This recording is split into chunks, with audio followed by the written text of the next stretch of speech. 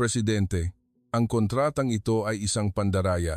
Sa executive boardroom ng isang malaking korporasyon na nakaharap sa isang internasyonal na kasunduan na nagkakahalaga ng daan-daang bilyong piso, ang huminto sa presidente ay hindi ang kanyang pinakamataas na tagapayo o pribadong abogado. Ito ay isang 12 taong gulang na dalagita, ang anak ng janitress ng Aguila Corporation. Sa bersyon ng kontrata na nasa wikang Pranses, ang halaga ng multa ay 2 beses, ngunit sa bersyon na nasa wikang Aleman, ito ay 3 beses. Parehong kontrata, ngunit magkaiba ang mga numero. Ang presidente ay mabilis na nagpatawag ng mga miyembro ng lupon ng direktor. Ang mga executive ay tumingin sa dalagita na nakatayo sa isang sulok at hindi maiwasang mapabulong. Naging daycare center na ba ang conference room? Binuksan ng dalagita ang kanyang bibig. Nang patunayan niyang kayang niyang magsalita ng 9 na wika, mas lalong lumakas ang tawanan. Walang sino man ang naniwala sa kanya. Ngunit habang isa-isa niyang binubuklat ang mga pahina ng kontrata, unti-unting nanlamig ang mga mukha na dating mapanukso. Ano nga ba ang nakatago sa loob ng kontratang ito?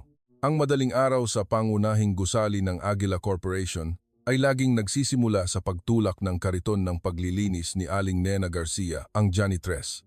2 oras bago dumating ang mga executive, naglilinis na siya, nagpupunas ng salamin at inaayos ang bawat sulok ng gusali. Sa edad na 45, hindi ka pani-paniwala ang bilis at katumpakan ng kanyang mga kamay. Ngayon ang 8 taon niya sa pagtatrabaho sa gusaling ito at alam niya kung saang palapag, saang sulok nag-iipon ang alikabok at kung aling executive ang may ugali ng pagtatapon ng kape.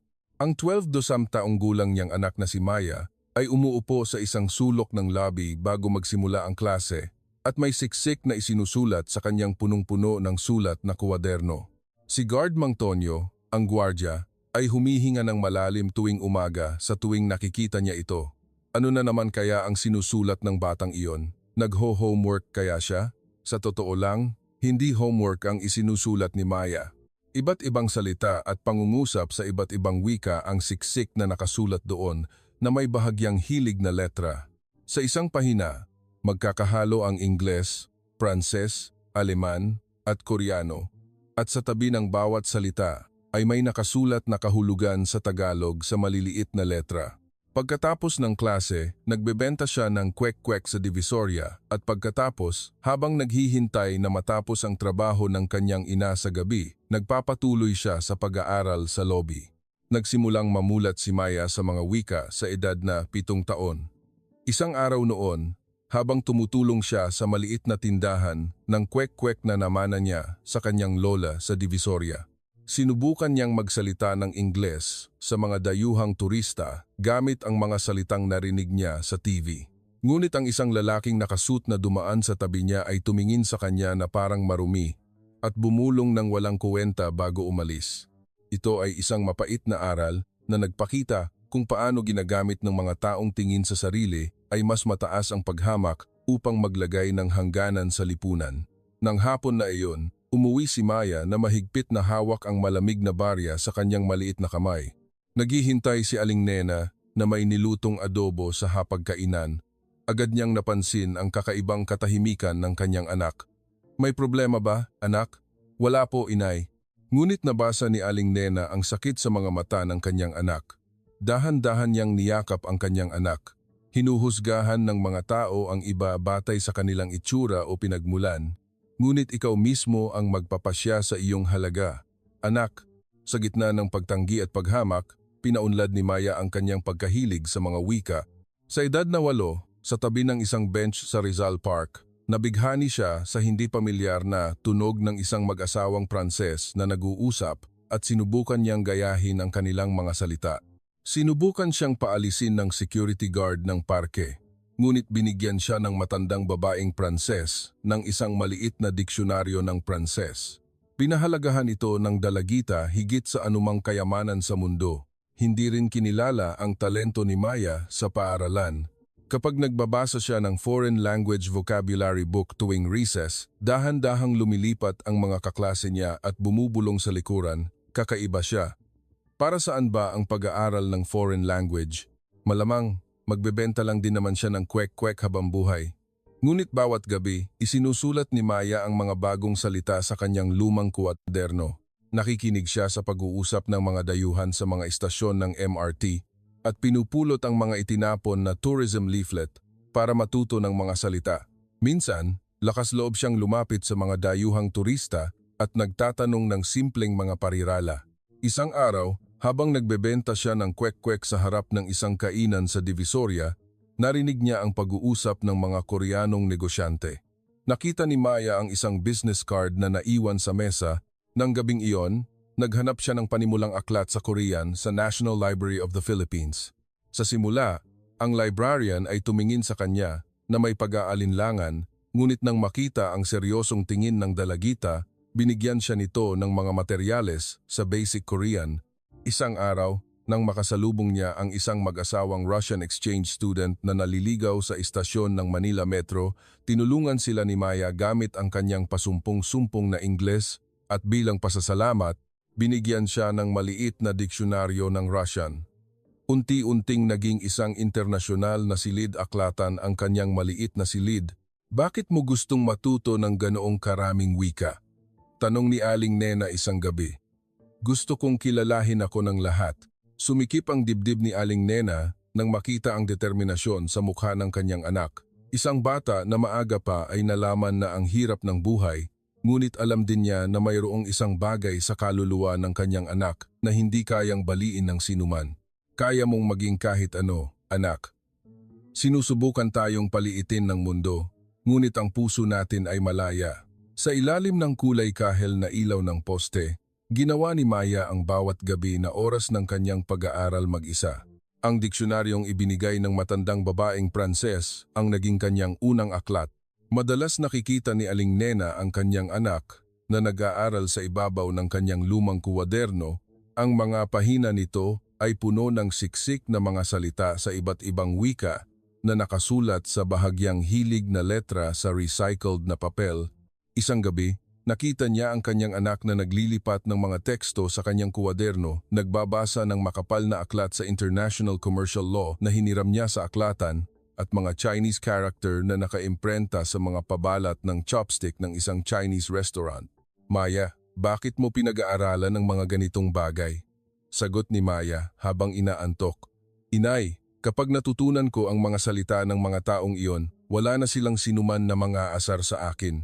Tahimik na niyakap ni Aling Nena ang kanyang anak. Damang-dama niya na may kapangyarihan ang maliit na dalagitang ito na hindi kayang baliin ng anumang kapaligiran. Sa ganoong paraan, masigasig na sinipsip ni Maya ang mga wika na parang espongha at sa hindi inaasahan, naging 20 taong gulang na siya. At sa umagang iyon, ang araw na dapat ay ordinaryo lamang ang magbabago sa lahat. Nakatoka si Aling Nena na maglinis sa executive boardroom sa ika-22 palapag. Tuwing may mahahalagang pulong, laging may espesyal na paglilinis ng maaga sa umaga. Dapat ay naghihintay si Maya sa lobby tulad ng dati, ngunit naiiba ang sitwasyon noong araw na iyon. Mayroong fire drill na isinasagawa sa unang palapag ng gusali, kaya't limitado ang pagpasok sa lobby.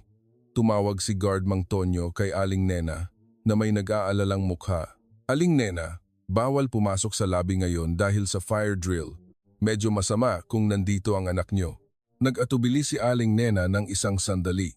Hindi niya maisip na dalhin ang kanyang anak sa executive boardroom, ngunit hindi rin niya maaaring iwanan ang bata sa labas. Madaling araw pa noon at nakatakdang magsimula ang pulong ng 10:00 ng umaga. Isasama ko lang po siya sandali. Ibababa ko rin po agad pagkatapos ng paglilinis. Sumunod si Maya sa kanyang ina at pumasok sa executive boardroom sa ika-22 palapag. Nagulat siya sa malaking mesa ng pulong, mga upuan na gawa sa balat, at mga nakasabit na frame sa dingding, ngunit agad siyang tahimik na umupo sa isang sulok at binuksan ang kanyang kwaderno. Ang hindi maging istorbo habang nagtatrabaho ang kanyang ina ay isang ugali na nakuha niya simula pagkabata. Habang nagpupunas ng salamin si Aling Nena, ang tingin ni Maya ay huminto sa tumpok ng mga dokumento na nakakalat sa mesa. Ito ay mga dokumentong may magkahalong Ingles, Pranses, at Aleman. Sa gilid ng mesa, ay may nakadikit na dilaw na sticky note na may nakasulat na iba't ibang salin, kailangan ng kumpirmasyon. Hindi napigilan ni Maya ang kanyang kuryusidad at tumayo para lumapit sa mesa. Hindi niya binuklat ang mga dokumento. Binasa lamang niya ang bukas na pahina habang nakatayo. Ngunit pagkatapos basahin ang ilang linya, lumaki ang kanyang mga mata. Inay, ano po? Magkaiba ang sinasabi ng Pranses na pangungusap at Aleman na pangungusap. Hindi maintindihan ni Aling Nena ang sinasabi ng kanyang anak. Sa sandaling iyon, bumukas ang pinto ng conference room. Si Presidente Ramon Santos, na dumating ng isang oras ng mas maaga sa schedule, ay pumasok na hawak ang kanyang attache case. Marahil ay hindi siya makatulog dahil sa mahalagang kontrata. Kumunot ang noo ni Presidente Santos nang makita ang janitress at ang kanyang anak sa conference room. Ano ito? Yumuko agad si Aling Nena. Paumanhin po, Presidente. Dahil po sa fire drill, isasama ko lang po sandali ang aking anak. Dadalhin ko po siya agad sa labas. Sa sandaling hahawakan niya ang kamay ni Maya upang hilahin, binuksan ni Maya ang kanyang bibig. Presidente, sa French na bersyon ng kontratang ito, Artikulo 7, at sa German na bersyon, Artikulo 7, magkaiba ang probisyon tungkol sa multa. Huminto si Presidente Santos. Dahan-dahan niyang iniharap ang kanyang mukha at tiningnan ang dalagita. Ano ang sabi mo? Sa French na bersyon, nakasulat na 2 beses ang multa, ngunit sa German na bersyon, nakasulat na 3 beses. Parehong kontrata, ngunit magkaiba ang mga numero. Pinagmasdan ni Presidente Santos ang dalagita ng matagal at pagkatapos ay tumingin siya sa mga dokumento sa mesa. Ang eksaktong problema sa pagkakaiba ng salin na 2 araw ng pinagtatrabahuhan ng kanyang pinakamataas na tagapayo ay nakita ng batang ito sa isang sulyap. Ang nakasulat sa sticky note na kailangan ng kumpirmasyon ay tungkol din sa problemang iyon. Marunong ka bang magbasa ng Pranses? Opo, at Aleman din po. Marunong din po ako ng Ingles, Koreano, Russian, Chinese, Espanyol, Arabic at Portuguese. Nagulat ang mukha ni Presidente Santos. Marunong ka ng 9 na wika? Opo, natuto po ako sa sarili. Sumunod ang katahimikan. Sumubok sanang tumawa si Presidente Santos, ngunit hindi niya ginawa dahil hindi mukhang nagbibiro ang mga mata ng dalagita. Nag-isip siya ng ilang sandali pagkatapos ay tinawagan ang kanyang sekretarya. I-advance ang pagpapatawag ng mga direktor ng 1 oras at hayaang umupo ang batang ito. Namutla ang mukha ni Aling Nena. Presidente, kung may nasabi po ang aking anak na hindi maganda, hindi iyon hindi maganda. Ang hindi nakita ng aking mga dalubhasang tao, nakita ng batang ito. Idinagdag ng Presidente habang lumabas sa conference room, huwag mong paalisin ang batang ito. Kapag dumating ang mga executive, sila mismo ang magkukumpirma. Wala pang 30 minuto, nagtipon na ang mga executive sa conference room. Walang sinuman ang nakakaalam ng dahilan kung bakit in-advance ni Presidente Santos ang oras ng pulong. Nang pumasok sila sa conference room, nagulat sila nang makita ang 12 taong gulang na dalagita na nakatayo sa sulok. Sino ang batang iyan? Tanong ni Vice Presidente Manuel Reyes, ang pinuno ng mga Vice-Presidente. Siya po ang anak ni Aling Nena, ang janitress, sagot ni Bob. Sarah Cruz, ang sekretarya, sa mahinang boses. Suminghal si Vice Presidente Reyes. Naging daycare center na ba ang conference room? Itinaas ni Presidente Santos ang kanyang kamay upang patahimikin sila. May isang kagiliw-giliw na natuklasan ang batang ito kaninang umaga. Gusto kong direktang marinig ninyo. Sinenyasan ng Presidente, si Maya. Maari mo bang sabihin sa lahat ng nandito ang sinabi mo sa akin kanina? Habang pinipigilan ang nanginginig na mga binti, humakbang pasulong si Maya. Napapalibutan siya ng mga mapanuksong tingin ng mga executive mula sa lahat ng sulok, ngunit tinaas niya ang kanyang ulo at malinaw na sinabi, may nakatagong magkakaibang nilalaman ang kontratang ito, depende sa wika. Marunong po ako ng 9 na wika, at kaya ko itong patunayan. Napuno ng tawanan ang conference room. Ito ay walang pakundangan na tawanan. Nakatayo ang dalagita sa harap ng mga executive na nakasuot ng maayos na suit, mahigpit na nakakuyom ang mga kamao, at nakatingin sa sahig. Kitang-kita ang tensyon sa buong katawan niya. Si Vice Presidente Reyes, habang kinakalikot ang kanyang mamahaling relo, ay inulit ang sinabi ng dalagita, "Kaya mong gumamit ng siyam na wika." Ang kanyang boses ay puno ng katiyakan na imposible para sa isang bata na magkaroon ng ganoong pahayag. Si Managing Director Ricardo Cardo Lim ay malumanay na pinahid ang mesa gamit ang kanyang palad at nagpatuloy sa pagmamayabang, huwag naman sanang madumihan ng bata ang mga upuan sa conference room. Ang kanyang boses ay umalingaw-ngaw sa conference room, lalo pang nagpalakas sa pang-iinsulto na nakatutok sa dalagita. Hindi tumawa si Presidente Santos, ngunit hindi rin niya ito pinigilan. Hindi pa rin siya lubos na sigurado kung posible nga ba ito, kahit na siya ang nagpatawag sa bata. Sa sulok, nanatiling tahimik si Aling Nena. Basang-basa ang kanyang uniforme ng janitress sa pawis. Mula sa kanyang pagtatrabaho ng madaling araw, gusto niyang ipagtanggol ang kanyang anak ng buong puso, ngunit alam niyang mawawala sa kanya ang trabaho na ito na nagbibigay ng pagkain sa kanila kung magsasalita siya. Saan mo naman natutunan ng siyam na wika na, "Yan"? Tanong ng isang executive habang nakakrus ang braso. Tinaas ni Maya ang kanyang mukha. May takot sa kanyang ekspresyon, ngunit may apoy na hindi kailanman mamamatay sa kanyang mga mata. Natuto po ako sa sarili. Muling nagkaroon ng tawanan. Mas malakas at walang pakundangan ngayon. Natuto sa sarili? Isang anak ng janitress na hindi man lang nakatapos ng kolehiyo? Panunuya ni Vice Presidente Reyes. Ay nako, hindi ko inaasahan na may komedya sa executive boardroom. Namula ang mukha ni Maya, ngunit hindi siya yumuko. Tinuruan po ako ng aking inay ng katapatan at tiyaga. Ang mga salita po ay sarili kong pinag-aralan. Biglang itinaas ni Presidente Santos ang kanyang kamay at humingi ng katahimikan. Agad na tumigil ang tawanan. Dahan-dahan niyang binuksan ang kanyang bibig habang nakatingin sa tumpok ng mga dokumento sa mesa. Kung gayon, patunayan mo. Ang kontratang ito ay isang internasyonal na kasunduan na nakasalalay ang kinabukasan ng ating kumpanya. Ito ay ginawa sa maraming wika, kabilang ang Ingles, Pranses, Aleman, Koreano, at Russian. Isang dokumento na kahit ang aming pinakamahusay na tagasalin ay nahihirapan. Kung marunong ka talaga ng siyam na wika, ipaliwanag mo ito sa amin. Namutla ang mukha ni Aling Nena. Alam niya na ang kanyang anak ay sinasaktan. Ngunit hindi natinag si Maya at humakbang pasulong. Susubukan ko po. Si Vice Presidente Reyes ay may malaking kilos na inihagis ang makapal na sobre ng dokumento sa mesa. "Oh, Ineng, isalin mo to. Kung kaya mo." Ang dokumentong inilagay sa harap ni Maya ay higit sa 60 pahina ang kapal. Nakahanay doon ang komplikadong legal na terminolohiya sa Ingles, Pranses at Aleman, at may mga impormasyon sa Koreano at mga tala sa Russian na nakapasok.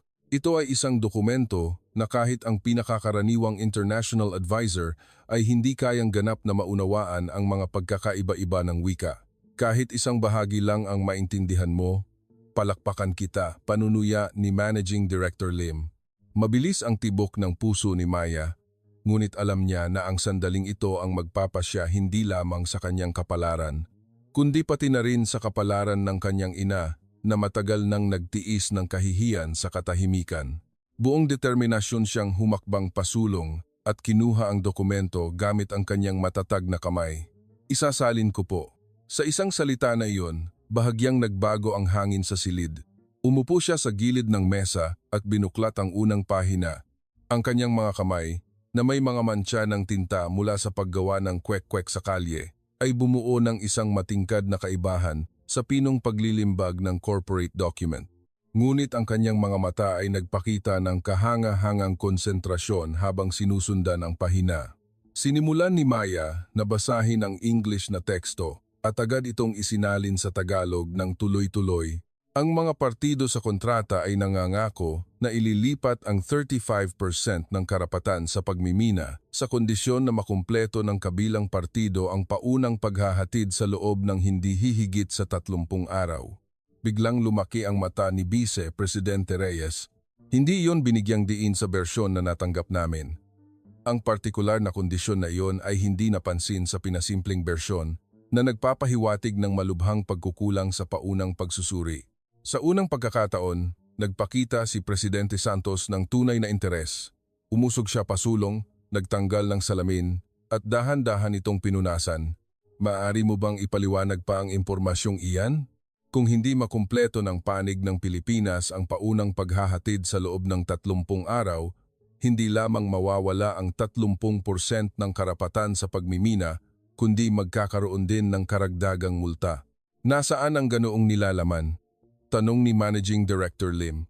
Itinuro ni Maya ang talata na nakasulat sa Pranses.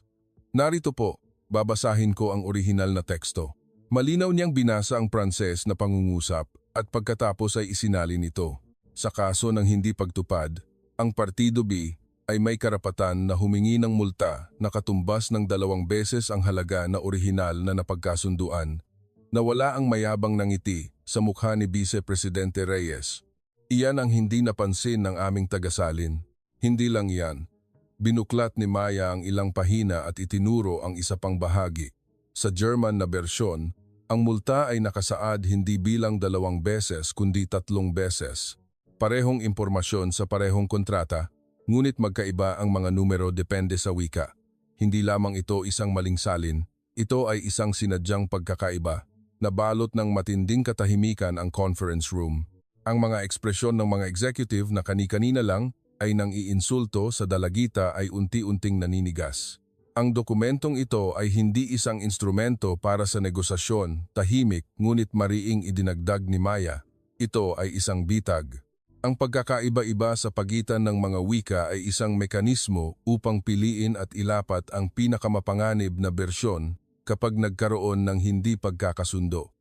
Ganap na nawala ang tawanan. Sa halip, isang matinding pag-aalala ang bumalot sa silid. Patuloy na binuklat ni Maya ang mga pahina. Tuloy-tuloy niyang isinalin ang mahabang talata sa Pranses na parang kanyang sariling wika at isa-isang nabunyag ang mga nakatagong kondisyon na hindi pa nakikita noon mula sa bawat pangungusap. Nang umabot sa pahina 12, tumindi ang tensyon. Dito ay malinaw na nakasaad na kung hindi matutupad ang itinakdang deadline, ang kumpanya ng Pilipinas ay dapat magbayad ng multa na katumbas ng 3 beses ang halaga ng kontrata sa orihinal na investor. Ito ay ang direktang orihinal na teksto sa Pranses. Galit na sinuntok ni Presidente Santos ang mesa. Ang kontratang ito, na ipinresinta bilang isang pagkakataon para sa internasyonal na paglago, ay nagtatago pala ng nakamamatay na lason na maaaring ganap na makasira sa kumpanya. Magpatuloy ka, utos ni Presidente Santos sa mahinang boses. Binuksan ni Maya ang pahina sa Aleman. Ang impormasyong ito ay tungkol sa paglilipat ng intangible assets sa ibabaw. Gayunpaman, ang terminolohiya na ginamit sa orihinal na Aleman ay hindi lamang simpleng paglilipat, kundi ang ganap na paglipat ng pribadong pagmamay-ari. Nangangahulugan ito na sa sandaling lumabag tayo sa kontrata, ang ating mga patent, trademark at lahat ng intellectual property ay mapupunta sa kabilang partido. Ang mukha ni Presidente Santos ay nabaluktot sa galit. Hindi ito pantay na partnership. Ito ay tahasang pagkakaaway. May mas seryoso pa po. Itinuro ni Maya ang pahina na may halo-halong Ingles at Koreano. Babasahin ko ang bahagi sa Koreano. Malinaw niyang binasa ang Koreano na pangungusap salita sa salita at pagkatapos ay isinalin ito. Ang impormasyong ito ay nagbibigay sa kabilang partido ng kapangyarihang ganap na palitan ang orihinal na developer sa ilalim ng ilang partikular na kondisyon na gulantang ang conference room. Nagtinginan ang mga executive at ang ilan ay kumuha ng kanilang mga cellphone upang tumawag sa emergency contact sa legal team. Paano mo natuklasan ang lahat ng ito ng napakabilis? Tanong ni Presidente Santos. Nag-isip ng sandali si Maya bago sumagot. Ang unang aral na natutunan ko sa kalye ay ang makinig sa mga bagay na hindi sinasabi ng mga tao. Madalas, mas mahalaga ang mga bagay na pinipili nilang alisin kaysa sa mga binibigyang diin. Pareho rin po sa kontratang ito. Ang mga nilalaman na nawawala sa English na bersyon ay buong-buong nananatili sa orihinal na teksto ng ibang mga wika. Sa unang pagkakataon, nagpakita si Presidente Santos ng taos-pusong paghanga. Magpatuloy ka pa. Lumipat si Maya sa bahagi ng Russian. Ito ay pagpapaliwanag tungkol sa probisyon ng force majeure. Babasahin ko po sa Russian. Binasa niya ang Russian na pangungusap at nagpatuloy sa pagsasalin. Sa orihinal na Russian na teksto, ang definisyon ng force majeure ay napakakitid. Kasama lamang dito ang natural disasters at giyera, at hindi kasama ang market fluctuations o economic difficulties. Bakit mahalaga iyon? Tanong ng isang executive. Kung babasahin ito kasama ng French na bersyon, makukuha ang sagot. Sa French na bersyon, malinaw na nakasaad na ang ating kumpanya ay may buong pananagutan para sa anumang pagkaantala. Hindi tayo exemption kahit magkaroon ng krisis pang-ekonomiya. Ginawang makitid ang probisyon ng force majeure, ngunit ginawang malawak ang probisyon ng responsibilidad. Ang kontratang ito ay dinisenyo para tayo ay mabigo. Ganap na nawala ang huling bakas ng pagkamayabang sa mga mukha ng mga executive. Hindi na tiningnan ng sinuman si Maya bilang isang bata mula sa kalye. Nang sandaling iyon, nakita ni Maya ang isang tala na may kalakip na nakasulat sa Aleman. Ito ay isang pangungusap na nakalagay sa maliliit na letra sa footnote, hindi sa pangunahing teksto. Binasa niya ang orihinal na Aleman na teksto at tumpak na isinalin ito. Ang nakasulat na kumpirmasyon ng mga partido sa kontrata ay ituturing na balido kahit hindi pa nilalagdaan ang huling kasunduan. Tiningnan ni Maya ang dokumento at tinaas ang kanyang mukha. Walang emosyon ang kanyang boses, ngunit ang isang salita na iyon ay nagpalamig sa hangin sa silid. Ito ay isang pangungusap na nagpapahiwatig na mayroon nang nakapirma sa kontratang ito bukod pa sa kasalukuyan sa ibang lugar. Sumunod ang katahimikan. Dahan-dahan gumalaw ang tingin ni Presidente Santos at huminto kay Vice Presidente Reyes. Vice Presidente Reyes, alam mo ba kung ano ito? May bahagyang kislap sa ekspresyon ni Vice Presidente Reyes, ngunit buong husay niyang pinanatili ang walang emosyon niyang mukha. Hindi ko po alam. Ngayon ko lang po nakita ang probisyong iyan.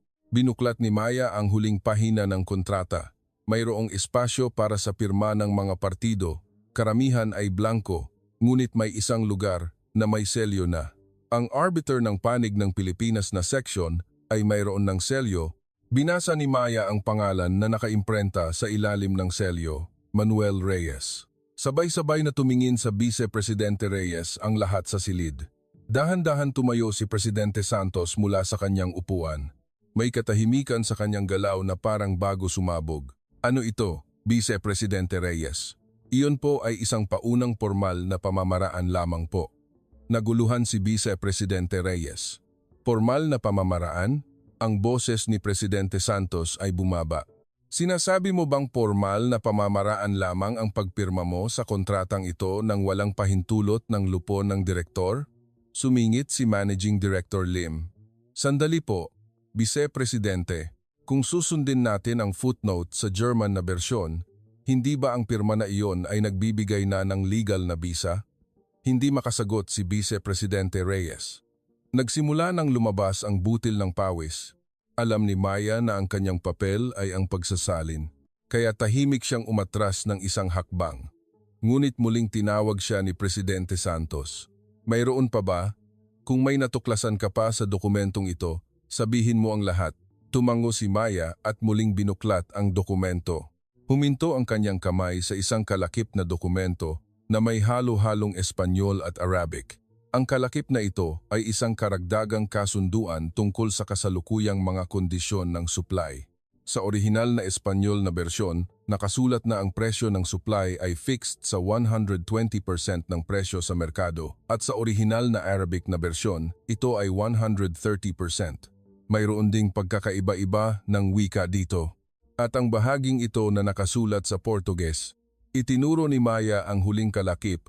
Nakasulat na ang ating karapatan sa paggamit ng brand ay ibibigay sa kabilang partido ng walang bayad kapag pumasok tayo sa merkado ng South America. Sa English na version, nakasulat lang na brand cooperation, ngunit ang legal na terminolohiya sa orihinal na Portuges ay malinaw na walang bayad. Tinakpan ni Presidente Santos ang kanyang mukha gamit ang dalawang kamay. Nanatili siyang ganoon ng ilang sandali. Pagkatapos ay ibinaba ang kanyang mga kamay at sinabi, "Ibig sabihin, ang lahat ng siyam na bersyon ng wika ay may bitag. May 14 na lugar po akong natuklasan," sagot ni Maya. Ang lahat ng pagkakaiba-iba ay dinisenyo para mapahamak ang panig ng Pilipinas. Ito ay isang istruktura kung saan tayo ay matatalo anuman ang maging huling batayan ng bersyon ng wika. Biglang tumayo si Vice Presidente Reyes mula sa kanyang upuan. Hindi na niya kayang panatilihin ang kanyang kalmado. Ito ay interpretasyon lamang ng isang bata. Balak niyo ba akong interogahin sa lupon ng direktor batay sa sinasabi ng isang 12 taong gulang? Kung gayon, paano mo ipapaliwanag ang iyong pirma doon? Malamig na sagot ni Presidente Santos. Namula ang mukha ni Vice Presidente Reyes at pagkatapos ay namutla. Nanatili siyang tahimik ng ilang sandali at pagkatapos ay nagsimulang magsalita sa ibang tono. Sumuko siya sa pagpapaliwanag at lumipat sa pag-atake. Sige, oo, nakipag-ugnayan ako sa kanila ng maaga. Ngunit mayroon ding dapat malaman ang presidente. May uri ng kawalang pag-asa sa kanyang boses. Kung tatanggihan natin ang kontratang ito, mawawalan tayo ng lahat ng pangunahing customer sa loob ng 3 buwan. Kumikilos na sila. Kinukuha nila ang 5 sa ating pinakamahuhusay na inhinyero at kinokopya ang ating core manufacturing process. Si Manager Yamashita at Kagawad Takahashi. Namutla ang mukha ni Presidente Santos. Nagbitiw sila 3 linggo na ang nakakaraan. Ngayon, dala nila ang teknolohiya ng ating kumpanya sa Shanghai. Nagtinginan si Vice Presidente Reyes sa mga executive at nagpatuloy, alam niyo ba kung bakit ako nakipagtulungan sa kanila? Dahil hindi makakalusot ang kumpanyang ito sa susunod na yugto ng walang internasyonal na suporta. Sinubukan kong iligtas ang kumpanya. Sinubukan mong iligtas ang kumpanya? Mahigpit na kinuyom ni Managing Director Lim ang kanyang kamao. Hindi ba't sinubukan mong ibigay ang buong kumpanya? Sumagot si Vice Presidente Reyes G. Presidente, habang hinahabol niyo ang inyong mga ideal, ako ang nagbantay sa mga nangyayari sa lupa. Naging gulo ang conference room. Nagsimulang magtaasan ng boses ang mga executive na halo-halong takot at galit. Sa gitna ng kaguluhang iyon, binuksan ni Maya ang kanyang bibig. Mahina ang kanyang boses, ngunit malinaw ito na parang tunog ng ginto na tumatagos sa ingay. May isang mahalagang punto sa sinabi ni Vice Presidente Reyes. Napako ang lahat ng tingin sa dalagita. Ang sinabi niyo po ngayon, ang pagkuha ng mga inhinyero at pagkopya ng teknolohiya, ito ay impormasyon na hindi nakasulat sa kontratang ito. Ibig sabihin, ito ay isang bagay na pinag-usapan at isinagawa sa labas ng kontrata at nangangahulugan iyon na ang pagkalat ng teknolohiya ay nangyayari na anuman ang kontratang ito na nahimik ang silid. Nagpatuloy si Maya. Kahit tanggapin natin ang kontratang ito, hindi titigil ang pagkalat ng teknolohiya. Sa katunayan, dahil sa probisyon ng paglipat ng intellectual property sa kontrata, magiging legal ang pagkuha ng lahat ng ito. Mukhang problema kung tatanggihan ang kontrata at problema rin kung tatanggapin, ngunit sa totoo lang, mayroon pang isang paraan. Ano iyon? Tanong ni Presidente Santos. Ang kontratang ito mismo ang kanilang kahinaan. Ang pagpapadala ng isang mapanlinlang na kontrata na puno ng mga bitag at sinadyang pagkakaiba-iba ay ang kanilang nakamamatay na pagkakamali. Kung gagamitin natin ito ng tama, maaari nating baligtarin ang laro. Tumahimik si Maya. Alam niyang 12 taong gulang pa lang siya at alam din niyang hindi niya saklaw ang legal na pagpapasya. Ngunit, hindi ko po ito dapat husgahan. Nagsalin lang po ako. Ang mga susunod na pagpapasya ay para po sa G. Presidente at sa mga legal na eksperto. Matagal na tiningnan ni Presidente Santos ang daan at tahimik siyang tumango. Patawagin agad ang legal team. Ibigay ang lahat ng isinalin ni Maya at ipatapos ang buong pagsusuri ngayong gabi. At Vice Presidente Reyes. Humarap siya kay Reyes. Simula sa sandaling ito, sinususpinde ang iyong kwalifikasyon bilang direktor. Huwag kang aalis sa gusaling ito hanggang sa dumating ang aking abogado. Hindi na makapagtalo si Vice Presidente Reyes. Umupo siya sa upuan, nakakuyom ang mga balikat. Tinawag ni Presidente Santos ang sekretarya at nagbigay ng tagubilin. Ayusin ang mga natuklasan ni Maya ngayon at iparating sa legal team at bigyan ang batang ito ng tahimik na silid para masalin niya ang lahat ng natitirang pahina. Presidente, mahiyang sabi ni Maya. Kailangan ko po kasing pumasok sa eskwela. Bahagyang lumuwag ang tensyon sa conference room. Sa unang pagkakataon, lumuwag ang labi ni Presidente Santos. Ako na ang kakausap sa eskwela. Maaari ka bang manatili lang sa araw na ito? Nagsimulang isalin ni Maya ang natitirang mga dokumento sa silid ng pagpupulong na inihanda ng legal team. Si Attorney Elena Ramos, ang pinuno ng legal team, ay sa simula ay medyo nagulat na kailangan niyang makatrabaho ang isang 12 taong gulang na dalagita. Siya ba talaga ang nagsalin nito? Tanong niya sa sekretarya. Makikita niyo po kapag kayo mismo ang nagkumpirma. Habang pinagmamasdan ni Attorney Ramos, binasa ni Maya ang orihinal na Aleman na teksto at isinalin ito sa Tagalog. Kinumpirma ni Attorney Ramos ang kanyang sariling kaalaman sa Aleman. Ito ay perpekto. Tama niya ring nakuha ang mga nuances ng legal na terminolohiya. Tunay ang batang ito, bulong ni Attorney Ramos. Sa pagitan ng trabaho, bumili si Attorney Ramos ng onigiri sa convenience store at tahimik na inilagay sa harap ni Maya. Nang bahagyang yumuko si Maya at nagsabing, "Maraming salamat po," naantig si Attorney Elena sa pagiging magalang at lakas ng dalagitang ito. Tumagal ang trabaho ng 5 oras. Isinalin ni Maya ang bawat bersyon ng wika at kinumpirma ng legal team ang nilalaman at sinuri ang legal na implikasyon nito. Limitado lamang ang papel ni Maya sa pagsasalin, ngunit kung wala ang kanyang salin, hindi sana nauunawaan ng legal team ang tunay na kahulugan ng dokumento. Nang matapos ang trabaho, hawak ni Attorney Ramos ang isang 23-pahinang ulat ng pagsusuri. Presidente, mula sa conclusion, ulat ni Attorney Ramos kay Presidente Santos, ang kontratang ito ay may sistematikong pagkakaiba-iba na inilagay sa lahat ng 9 na bersyon ng wika. Bilang resulta ng legal na pagsusuri sa 10 na pagkakaiba-iba na natuklasan ni Maya, natuklasan na lumalabag ang kontratang ito sa ilang probisyon ng Commercial Code ng Pilipinas at sa Antitrust Act. Gayun din, ang pirma ni Vice Presidente Reyes ay isinagawa ng walang resolusyon ng lupon ng direktor kaya't wala itong legal na bisa. Tanong ni Presidente Santos, maaari ba nating gamitin ang kontratang ito para baligtarin ang sitwasyon? Posible po. Ang ebidensya na sinasadya ng kabilang partido na gumawa ng mapanlinlang na kontrata ay kasama mismo sa dokumento. Kung ipapahayag natin ito, magkakaroon ito ng malaking epekto sa kanilang internasyonal na kredibilidad. Tiningnan ni Presidente Santos ang labas ng bintana habang nagpasya. Bukas, kapag dumating sila upang kunin ang huling pirma, tayo ang unang aatake. Kinabukasan ng umaga, inihanda ng maingat ang executive boardroom para sa isang mapagpasyang pulong. 3 dayuhang kinatawan ang pumasok na may kayabangan at kumpiyansa, bitbit ang kanilang mga attaché case.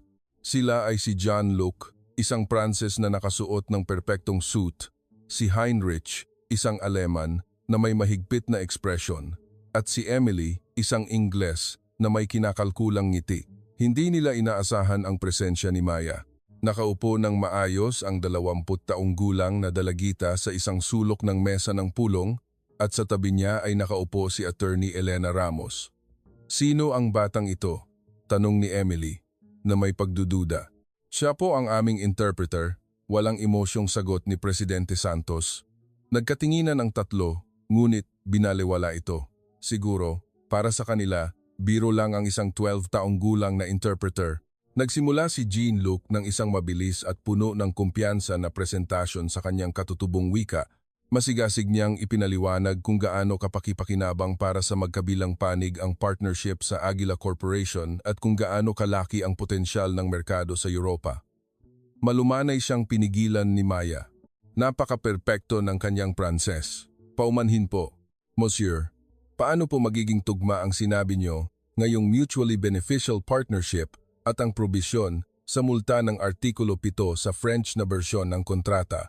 Nagulat si Jean-Luc at nanatiling nakabuka ang bibig. Ang pagbigkas ng dalagita sa Pranses ay walang kapintasan at mas nakakagulat pa ang nilalaman ng kanyang tanong.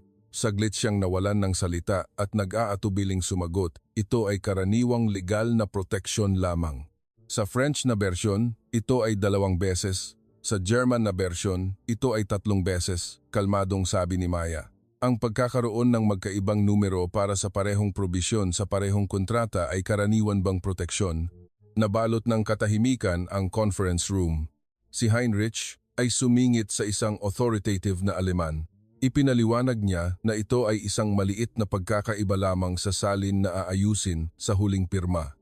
Hinintay ni Maya na matapos siyang magsalita bago siya kalmadong sumagot sa Aleman. Sinabi niyo po na ito ay pagkakaiba lamang sa salin, ngunit ang ekspresyong ginamit sa German na probisyon tungkol sa intellectual property ay nangangahulugan ng ganap na paglilipat.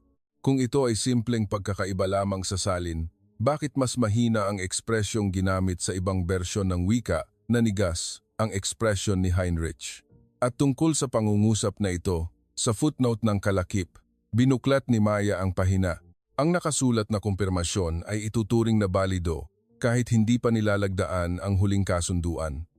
Bakit po inilagay ang impormasyong ito sa footnote at hindi sa pangunahing teksto? Hindi makasagot si Heinrich. Dahil walang sinuman ang inaasahan na mayroong magbabasa ng footnote na iyon. Mapagmataas na sinabi ni Emily, isa ka lang bata, ano ang alam mo sa internasyonal na kontrata? Malinaw na sumagot si Maya sa Ingles, hindi po ako legal na eksperto ngunit kaya ko pong magbasa ng siyam na wika at alam ko po na magkaiba ang sinasabi ng parehong dokumento sa bawat wika. Ang legal na pagpapasya po ay gagawin ng aming legal team. Ngunit ipagpatuloy, sabi ni Attorney Ramos habang tumatayo mula sa kanyang upuan. Kanyang oras na. Batay sa salin ni Maya, sinuri ng aming legal team ang lahat ng dokumento magdamag. Inilagay niya ang 23 pahinang ulat sa mesa. May kabuuang 14 na, sinadyang pagkakaiba-iba ang natuklasan sa lahat ng siyam na bersyon ng wika. Ang lahat ng pagkakaiba-iba ay dinisenyo para mapahamak ang panig ng Pilipinas. Nawala ang ngiti ni Emily. Nagpatuloy si Attorney Ramos. Ang kontratang ito ay lumalabag sa Artikulo 498 ng Commercial Code ng Pilipinas at sumasalungat din sa hindi patas na kalakalan ng Antitrust Act. Bukod dito, ang sinadyang paglalagay ng mga pagkakaiba-iba ay inuri bilang mapanlinlang na gawa sa ilalim ng mga pamantayan ng International Commercial Arbitration. Iyan ay interpretasyon lamang ninyo, sagot ni Emily. Ngunit nawala na ang kanyang kumpiyansa. Hindi ito interpretasyon. Kinuha ni Attorney Ramos ang pangalawang folder. Ito po ang mga email record sa pagitan ni Vice Presidente Reyes at ng inyong kumpanya. Bilang resulta ng emergency inspection ng IT security team sa server ng kumpanya sa utos ng Presidente, nabawi ang mga na-delete na email. Malinaw na nakatala doon ang napagkasunduan ng magkabilang panig tungkol sa sinadyang paglalagay ng mga pagkakaiba-iba. Nawalan ng kulay ang mga mukha ng tatlong kinatawan. Ang pagkabuhay ng mga email ay isang ganap na sorpresa para sa kanila. Mabilis na bumulong si Jean-Luc ng isang bagay sa Pranses. Agad itong isinalin ni Maya sa Tagalog. Paano natin ito kokolektahin? Kailangan nating makipag-ugnayan sa abogado. Namula ang mukha ni Jean-Luc. Sa sandaling iyon niya lamang napagtanto na maging ang kanilang sariling pag-uusap ay isinasalin. Dahan-dahan tumayo si Presidente Santos. Tapos na ang negosasyon dito, maghintay po, sabi ni Emily habang itinaas ang dalawang kamay. Ito ay magiging kawalan lamang para sa magkabilang panig. Maaari tayong makahanap ng ibang punto. Sinubukan ninyong lunukin ang buong kumpanya. Mababa ngunit matatag ang boses ni Presidente Santos. Hindi natin ito matatawag na kompromiso, tinapos ni Attorney Ramos. Kami po ay handang isumite ang kontratang ito at ang mga kaugnay na email sa International Commercial Arbitration. Bukod dito, gagawa rin kami ng hiwalay na legal na hakbang tungkol sa ilegal na pagkuha ng inyong kumpanya sa aming mga pangunahing talento. Ngunit, kung hindi niyo po gusto ang lahat ng ito, may iba pa po tayong paraan. Nabalot ng katahimikan ang silid. Nagtinginan ang tatlong kinatawan.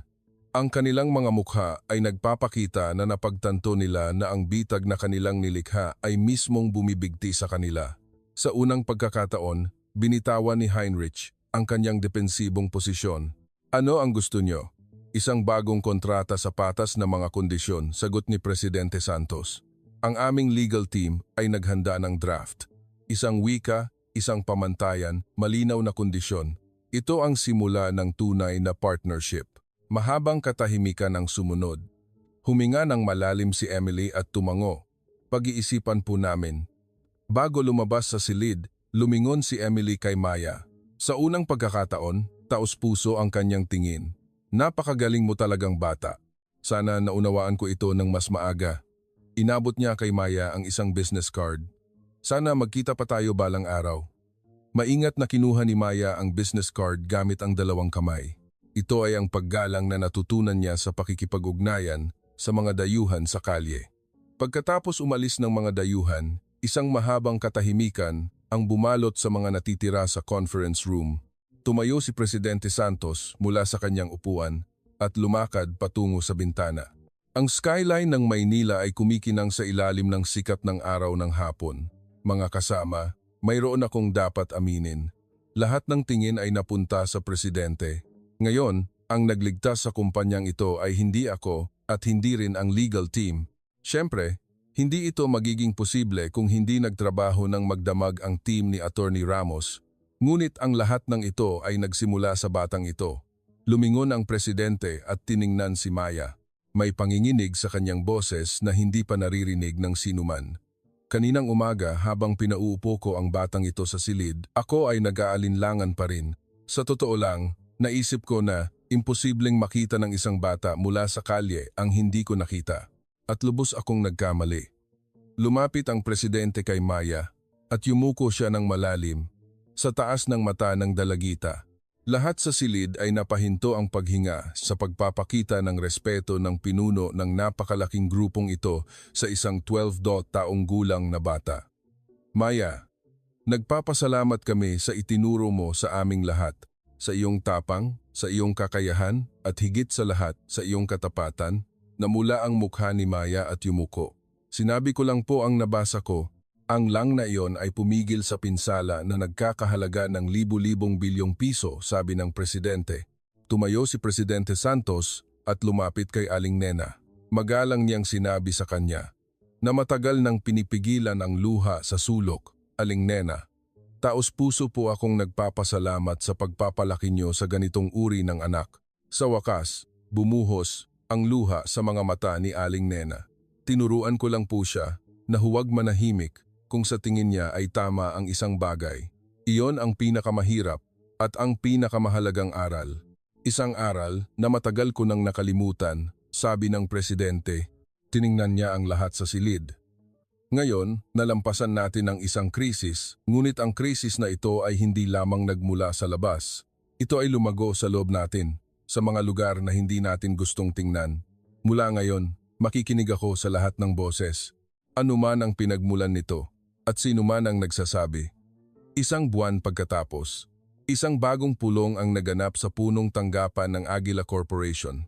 Ang mga dayuhang kinatawan ay bumalik na may ganap na magkaibang saloobin, wala ng kayabangan o anumang bagay.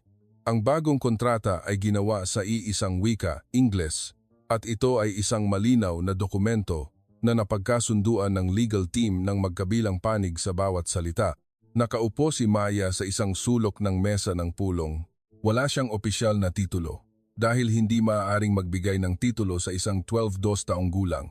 Ngunit nagbigay si Presidente Santos ng isang espesyal na pangako kay Maya, ang pagpapahintulot sa kanya na mag-aral ng anumang nais niya sa ilalim ng scholarship fund ng Aguila Corporation at ang pagtitiwala sa kanyang kakayahan sa wika tuwing may pagsusuri ng internasyonal na kontrata. Hindi na naglilinis si Aling Nena ng madaling araw. Inilipat siya ni Presidente Santos sa isang clerical position sa International Business Department.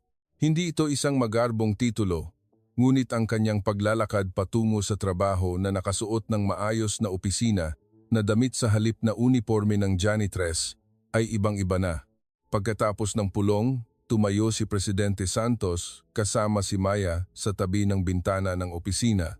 Ang gabi-gabi na skyline ng Maynila ay namumula sa kulay kahel. Kumusta ang pakiramdam mo sa lahat ng pagbabagong ito? Sa totoo lang, kakaiba pa rin po, sagot ni Maya. Isang buwan lang po ang nakakaraan, nagsusulat ako ng mga salita sa kwaderno sa lobby at ngayon, nakatayo ako rito. Ano sa tingin mo ang nagdala sa iyo rito? Nag-isip si Maya ng sandali. Sa simula, naiinis po ako. Naiinis po ako na nilalait ako at ang inay ng lahat. Kaya nagsimula po ako sa pagnanais na balang araw ay walang sinuman ang maghamak sa amin. Ngayon, Ngayon po ay medyo iba na. Habang natututo po ako ng mga wika, may natuklasan po ako. Ang mga tao ay pare-pareho lang ang sinasabi. Anuman ang wikang ginagamit nila, pare-pareho lang ang takot, pagnanasa at pag-asa. Nang nalaman ko iyon, mas lumaki ang pagnanais kong umunawa kaysa sa inis. Tumango si Presidente Santos habang nakatingin sa profile ng dalagita. Tama ka, ilang dekada na ako sa mundong ito at hindi ko iyon alam. Nang gabing iyon, magkasamang nakaupo si Maya at Aling Nena sa kanilang bagong nilipatang maliit na apartment. Ito ay isang tahimik na residential area sa Quezon City. Hindi ito marangyang lugar, ngunit mas maganda ito kaysa sa kanilang dating lumang apartment sa Tondo. Humangin mula sa bintana at sa isang pader ay nakahanay ng maayos ang mga lumang kwaderno ni Maya. Naghahanda si Aling Nena ng hapunan sa kusina, ngunit tumulo ang luha niya habang nakatingin sa labas ng bintana. Bakit ka umiiyak, inay? Dahil masaya ako. Ipinagmamalaki kita, sinabi ko lang po ang natutunan ko. Wala po iyon kung ikukumpara sa pagtatrabaho nyo ng maaga sa umaga, inay, sabi ni Maya. Umiling si Aling Nena. Hindi. Ang ginawa mo ay hindi lang pagsasalin. Ipinakita mo sa lahat ng matatanda sa silid na iyon kung ano ang tunay na mahalaga. Hindi pera o posisyon, kundi ang lakas ng loob na sabihin ang totoo ng tapat. Tiningnan ni Maya ang labas ng bintana. Kumikinang ang tanawin ng Maynila sa gabi. Isang buwan lang ang nakakaraan, nakatayo siya sa tindahan ng kwek-kwek doon sa kalye. Sa ilalim ng poste, isinusulat niya ang mga salitang dayuhan sa kanyang lumang kwaderno at nakikinig sa pag-uusap ng mga dayuhan sa istasyon ng MRT at ginagaya ang kanilang pagbigkas. Mayroon siyang gustong sabihin sa sarili niya noon. Ang bawat salita na isinulat mo ay hindi nawalan ng saysay. Binuksan ni Maya ang kanyang lumang kwaderno sa mesa. Sa unang pahina ay nakasulat sa bahagyang hilig na letra ang unang Pranses na pangungusap na natuklasan niya sa diksyonaryong ibinigay ng matandang Pranses na babae nang siya ay 8 taong gulang. Maaaring buksan ng mga salita ang lahat ng pinto. Sinara niya ang kwaderno at tiningnan ang kanyang ina. Inay, mag-aaral na naman po ako bukas. Ano naman ang gusto mong matutunan pa? Ang ika-10 wika, sabi ni Maya. Ngumiti si Aling Nena at hinaplos ang buhok ng kanyang anak. Sige, hanggat gusto mo. Lumalim ang gabi sa Maynila, ngunit hindi nawala ang ilaw sa maliit na apartment. Hindi magiging madali ang buhay para sa mag-ina na ito sa hinaharap. Ngunit alam na nila ngayon na kung may lakas ng loob na sabihin ang totoo at ang kakayahan na suportahan ito, walang pinto ang mananatiling nakasara magpakailanman. At sa kinaumagahan, dapat ay mayroong isang dalagita na nakaupo sa isang sulok ng lobby ng punong tanggapan ng Aguila Corporation. Ngunit sa pagkakataong ito, hindi isang lumang kwaderno ang binubuksan niya, kundi isang bagong kwaderno at sinisimulan niya ang unang pahina ng ika-10 wika. Ang mga salita na isinulat ni Maya sa kanyang lumang kwaderno na may bahagyang hilig na letra ay hindi kinilala ng sinuman. Sa eskwela, naging paksa siya ng pangungutya. Sa kalye, binalewala siya. At maging sa executive boardroom, sa simula ay pinagtawanan lang siya. Ngunit walang kahit isang salita ang nawalan ng saysay. Ang pag-aaral ng mag-isa sa ilalim ng poste. Ang oras na isa-isa niyang pinulot ang mga salita mula sa mga itinapon na tourism leaflet, ang sandali na nanginginig ang kanyang boses habang nakikipag-usap sa mga dayuhan, ang lahat ng oras na hindi napansin ng sinuman ay nag-ipon at sa kalaunan ay naging kapangyarihan upang makita ang bitag na nagkakahalaga ng libu-libong bilyong piso.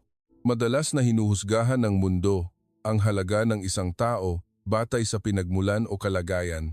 Walang sino man ang umasa ng 9 na wika mula sa isang batang nagbebenta ng kwek-kwek, ngunit hindi tinanggap ni Maya ang mga limitasyong itinakda ng iba. Sa halip na ipahayag ang kanyang galit sa mundong nangungutya sa kanya, tahimik siyang gumawa ng sarili niyang sandata, salita sa salita, at sa tabi niya ay laging may isang tao, ang kanyang inay, na nagtutulak ng vacuum cleaner mula madaling araw upang protektahan ang kinabukasan ng kanyang anak. Wala siyang maituro sa kanya na magarbong bagay, ngunit itinuro niya ang isang pinakamahalagang aral. Ang hindi manahimik kung sa tingin mo ay tama ang isang bagay. Iyon ang naging simula ng lahat, maging sa sandaling ito, mayroong mga taong nagsisikap ng hindi napapansin ng sinuman. Ang oras na iyon ay hindi kailanman mawawalan ng saysay. Kung may nakapanood po nito hanggang dulo, paki-subscribe at paki-like po. Masisiyahan po ako kung mag-iwan kayo ng watched sa comment section. Salamat po.